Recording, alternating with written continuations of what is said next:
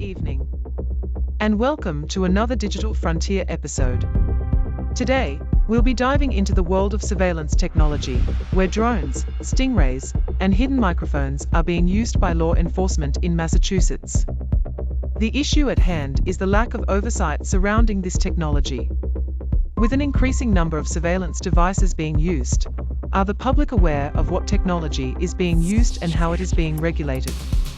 On one hand, law enforcement argues that these devices are necessary for public safety duties such as missing persons investigations, gang infiltrations, and drug busts.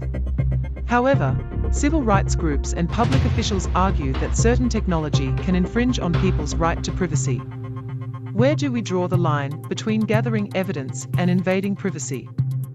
Furthermore, surveillance laws vary by police department, with some communities implementing strict bans on certain technology, while others allow police to operate with little to no regulation.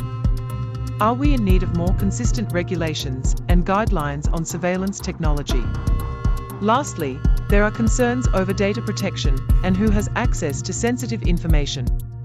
With the increasing threat of hacking groups accessing and posting sensitive information online, what measures are in place to ensure the proper deployment of surveillance technology? So, what are your thoughts on this issue? Should there be more oversight and regulation on the use of surveillance technology, or do we trust law enforcement to use it responsibly?